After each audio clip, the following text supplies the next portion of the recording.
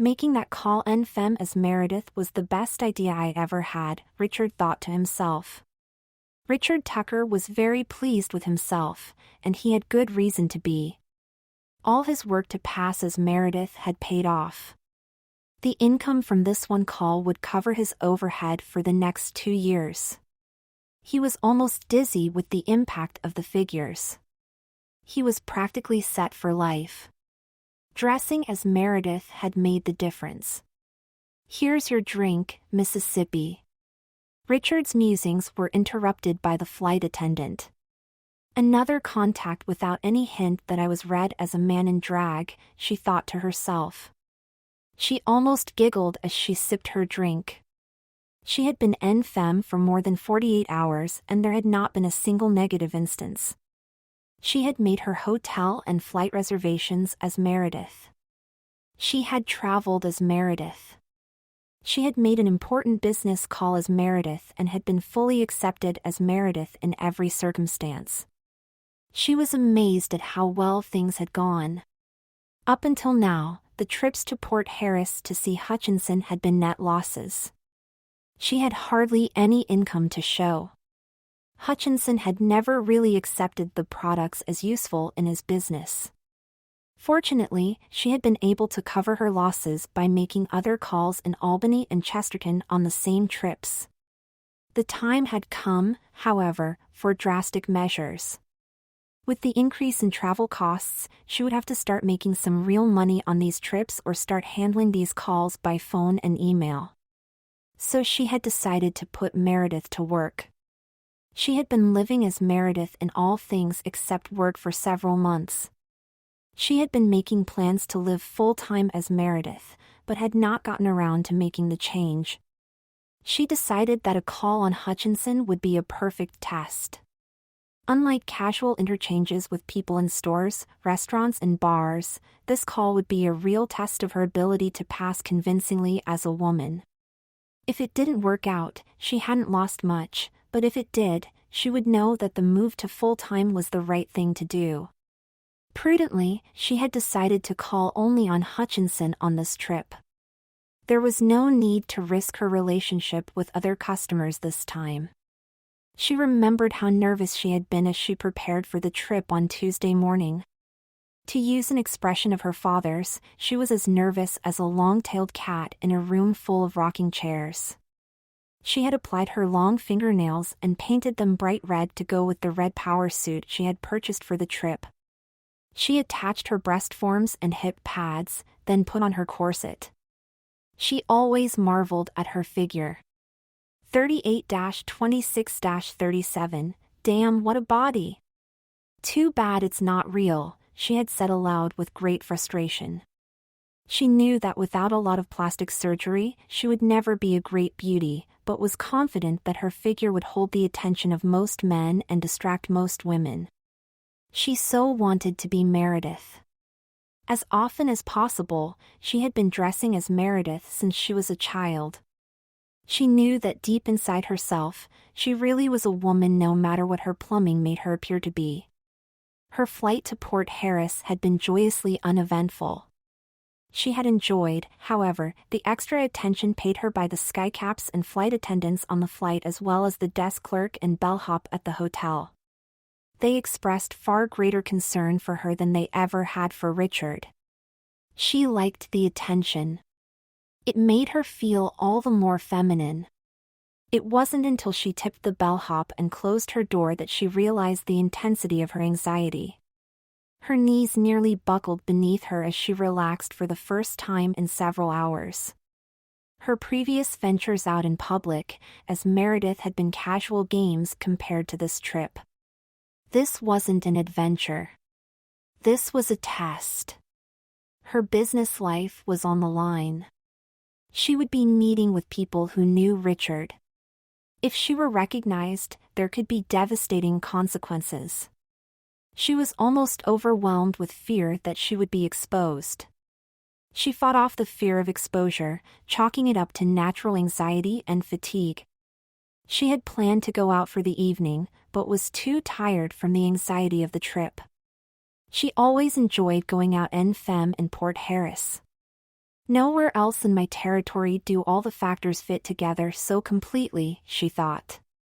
With a 24-hour taxi stand right outside the hotel, a half-dozen friendly and safe clubs and restaurants within a 2-block stretch along Concord Avenue, and several nice stores and boutiques where I can always find something to add to my wardrobe and growing jewelry collection. It really is a nice place to pass comfortably as Meredith. I hate to pass up a shopping trip, but I'm just too tired. Besides, my presentation can use some more practice. A long, fragrant bubble bath helped her relax and increased her sense of herself as Meredith. She slept well. Just as he always had with Richard, Hutchinson made her wait for nearly 30 minutes before seeing her. The receptionist, however, was much friendlier with her than she ever was with Richard, even bringing her a cup of tea and entertaining her with stories about her 2-year-old twin boys. When Hutchinson did come out, he greeted her warmly and escorted her to his office. Gerald Hutchinson was a distinguished-looking man in his mid-50s, with graying temples. Meredith noticed his broad shoulders and enjoyed the scent of his cologne, and she hoped that he would notice her perfume. She had spent more than an hour at the perfume counter testing scents until she selected this one to wear for this trip. She was surprised at herself for noticing his shoulders and cologne, neither of which she had noticed when she had met with him as Richard. She smiled to herself when she caught a glimpse of Hutchinson examining her figure. Hutchinson introduced her to his associate Doug Martin. Doug was a tall, handsome man. He had surely played basketball in college, and he was doing a great job of maintaining his physique. Meredith was, again, surprised that she was so aware of how handsome he was. As Richard, she had met Doug before. He had been particularly resistant to Richard's proposals. She could only hope that this time she could bring him around. And bring him around she did. Before noon they had accepted and even expanded upon her proposals. They ordered sandwiches and worked through lunch to hammer out the details of the contracts. She was amazed at how well it had gone. She knew that it was not her looks that had made the difference.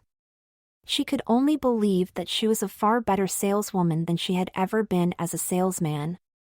She had been confident and poised and persuasive, and, now that contracts were hers, she was also amazed at how well she had stayed in character. As the day went by, she became more and more comfortable as Meredith. This was truly who she would be for the rest of her life. She had maintained her feminine mannerisms. She had held to her female voice. She had even managed 2 casual conversations with female employees in the restroom as she freshened her makeup. According to these women, everyone loved working for Hutchinson, and all the women think that Doug is an absolute dreamboat. Several women have tried to get him to ask them out, but he refuses to date anyone that works for the company. Even as they were deep in negotiations about delivery schedules and employee training, Meredith was planning her transition.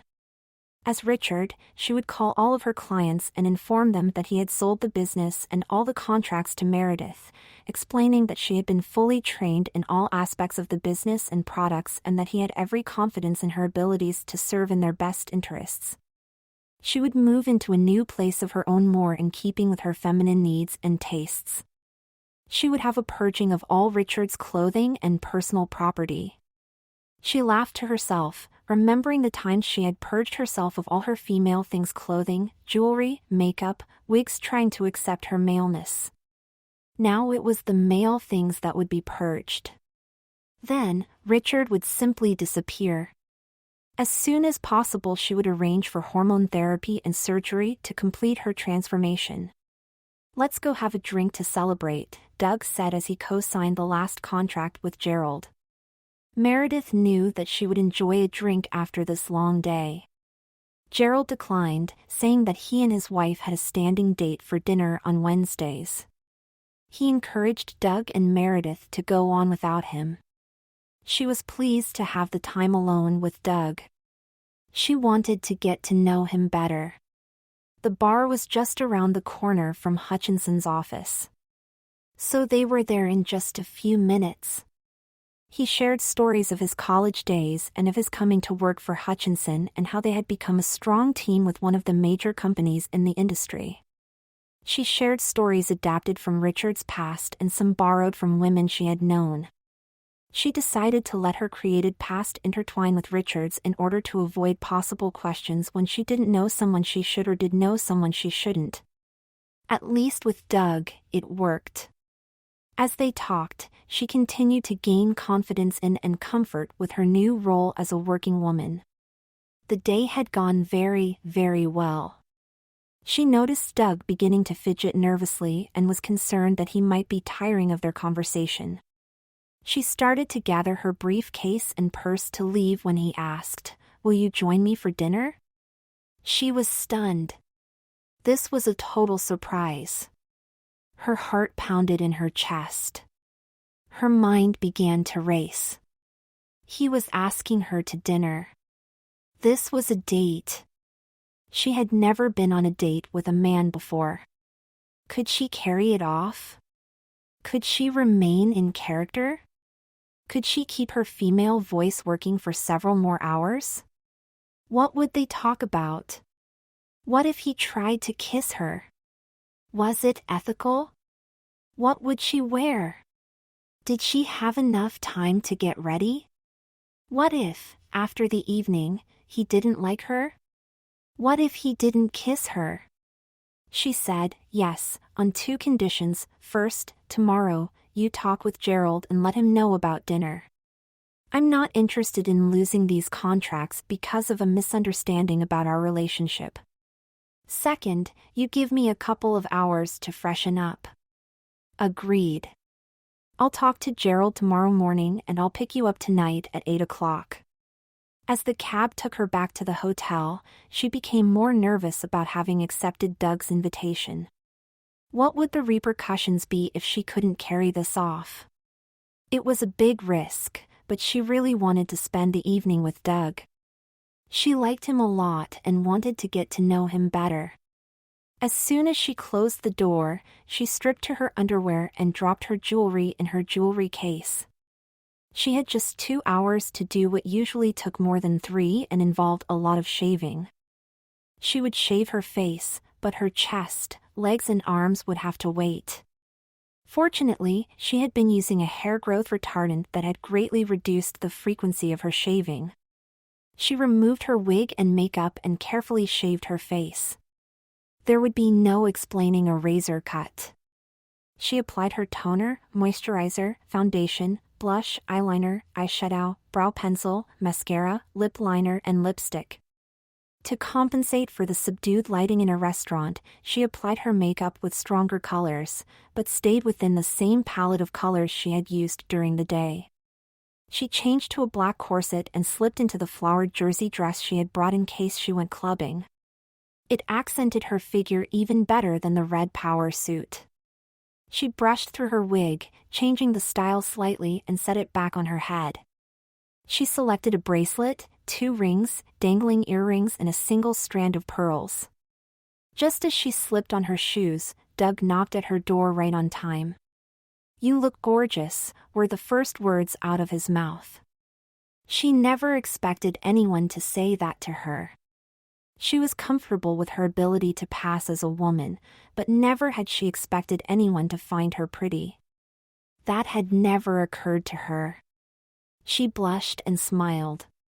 "You look pretty sharp yourself, Mr. Martin," she said as she took his arm and they headed out for dinner. It was fabulous. To be treated like a lady on a date was like nothing she had ever experienced. He held doors for her. He helped her with her sweater. He held her chair at the restaurant. To be cared for and catered to like this was absolutely intoxicating. They talked about work and travel and cars. They talked about houses and families and children. It was a wonderful evening. It was after midnight when they approached her hotel room door. She was apprehensive. What's a lady supposed to do? Adolescent girls are taught by their mothers and peers how to manage the approach to the door, how to dodge a kiss, how to ask for a kiss, how to graciously accept one if it is offered. As an adolescent boy, Richard had always felt awkward on the first date, never confident about attempting a kiss. As her mind was racing, imagining various options and scenarios, Doug took her in his arms and kissed her passionately. She melted in his arms, letting herself be drawn close against him, feeling herself pressed against him from the front of her thighs to her shoulders. It was a long, slow kiss, and she wanted it to go on forever. When they eased apart, both their faces were flushed and they were breathing hard with the excitement of their passion. She wanted to kiss him again and again. She wanted to be the woman in his bed forever, but she knew it could not be until her transition was complete. How would she answer if he asked to stay? After an eternity of seconds, he spoke, "Meredith, you are one of the most beautiful and fascinating women I have ever met, and I want to see you again as soon as possible. May I come over this weekend?" She wanted to say, yes. Yes. Yes, but knew that it was impossible. "Oh, Doug, I wish we could be together this weekend, but I already have 1,001 things to do. Can you come next weekend? I'll fly over Friday evening. I'll call you with my flight schedule."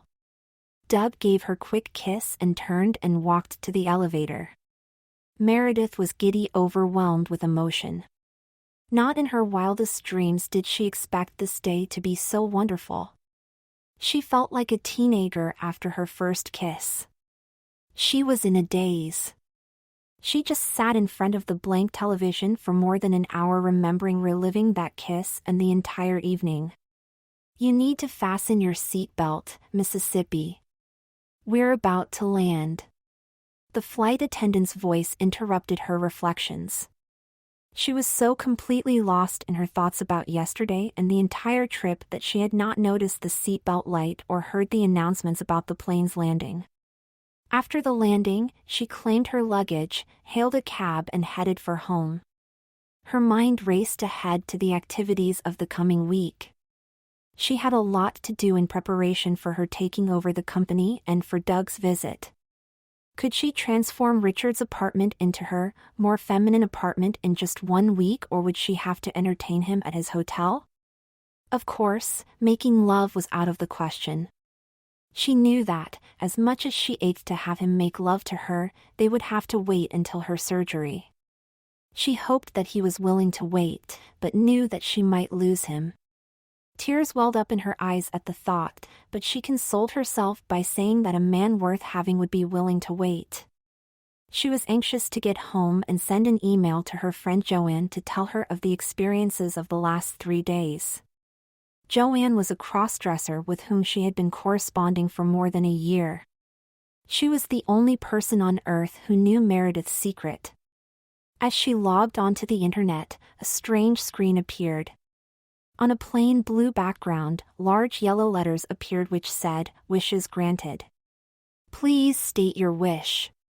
She had never seen such a screen before and could not imagine why it had appeared, but she decided to play along and typed into the blank on the screen, "I wish I could be the Meredith that I have dreamed of being." She laughed as she hit the enter key. Suddenly, she began to feel a little dizzy. The room appeared to be spinning. As she grabbed for the desk to stabilize herself, the desk moved away from her and began to spin with the rest of the room. Her chair seemed to remain stable as the room spun around her, going faster and faster until she could not distinguish individual objects or colors. Everything blended together into a soft pink cloud. She was floating now. Even the chair was gone from beneath her. The pink cloud seemed to move closer to her, enveloping her and pressing against her. Her clothes, along with her artificial breasts and hips, melted away into the cloud. The cloud was warm and soothing against her skin. It seemed to be massaging, even kneading her flesh and muscles. She realized that the action of the cloud was, in fact, molding her body into a new shape. New, real breasts were forming on her chest. Her waist was being pressed to a new, smaller dimension. Her penis and scrotum were pressed into her crotch, and she felt the cloud moving inside her, reforming her into the woman she had wished to be. Her entire body was being reshaped. The cloud pressed tightly around her head, neck, and face.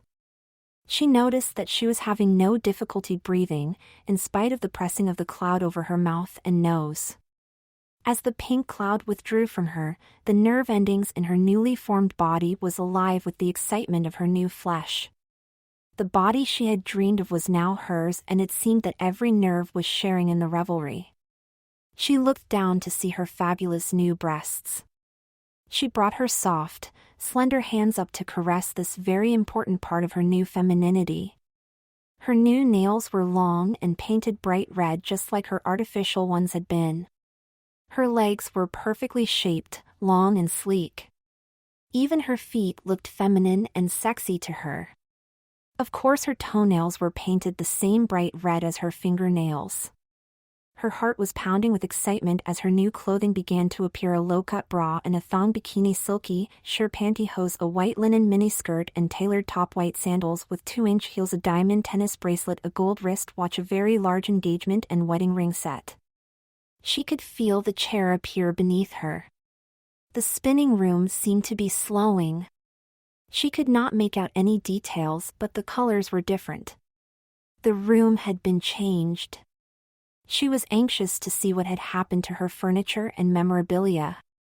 There seemed to be sunshine coming from one area to her left. Perhaps there were windows. The colors were lighter, even pastels. Then, just as she thought she could identify a couple of pieces of furniture, she passed out. "Joanne, the strangest thing just happened. I was in the midst of writing this email when the power blinked, but it was more than that. It was as if there was a sudden eclipse of the sun. For a split second, everything went black inside and outside the house. It was the strangest thing I have ever seen. Then, just as suddenly, everything was back just like it had been. The radio is playing. The air conditioner is running. Your email is on the computer screen. If it weren't for one thing, I'd think that I imagined it all." Just as the computer came back on, there was a strange message on the screen. It said, "Wish granted." I was just able to read it before it disappeared, and your letter was back, just like nothing had happened. As soon as I finish this, I'll run a check on the system, but everything seems to working fine. Well, as I was saying, I am thankful every day for the blessings that Doug and I have received. He has a great job and a generous income. I can use my modeling income for whatever I want. We've decided to fund a scholarship at my alma mater. The kids are fantastic, perfectly healthy, and geniuses. I couldn't wish for a better life. I'm also excited to hear that things are going so well for you, too. Give my best to Gerald and the twins. Let me know if they need any introductions to people in Port Harris. Doug and I won't interfere with their adventure into modeling, but we will be glad to help if we can. Love forever, Meredith.